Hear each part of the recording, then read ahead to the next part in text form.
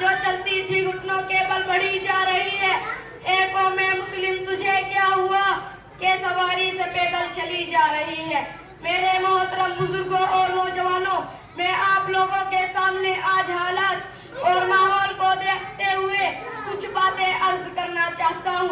मेरे मोहतरम, आज जो हमारे उलमाए इकराम, हमारे इमाम, हमारे अकाबिर, हमारे सरों के ऊपर साया फिरने, खुदारा इनकी कदर करे।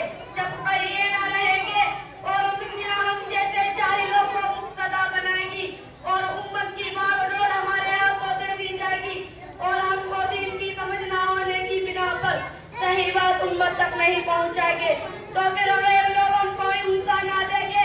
ठहरे तुम्हारे अबाही तुम क्या हो, हाथ पर हाथ धरे मुंतजिर पड़ता हो। मेरे मोहतरम, मैं आपसे पूछना चाहता हूँ, आज मुसलमान तनज़्ज़ुली की तरफ क्यों जा रहा है, जब कहा कभी मुसलमान पूरी दुनिया की क़यादत और पासबानी कर रहा था। आज दर दर की ठोकरें क्यों खा रहा है। वे मुस्लिम कौम जिसकी सच्चाई और अदल इंसाफ की गैर भी मिसाल दिया करते थे, आज वे झूठी और नाइंसाफी कैसे हो गई।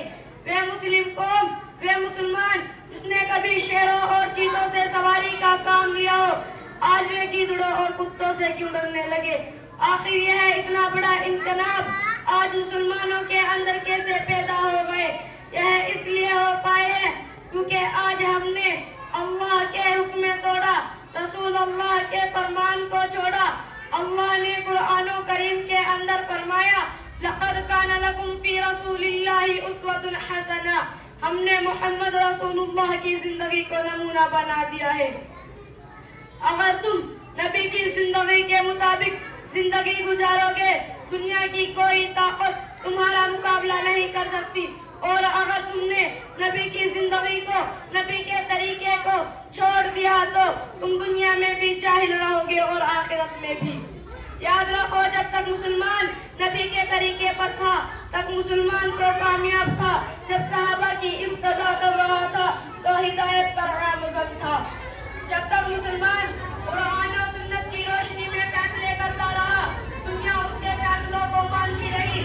जब तक मुसलमान नबी के तरीके को ना भूला था, दुनिया की कोई सुपर ताकत उसका मुकाबला ना कर सकी।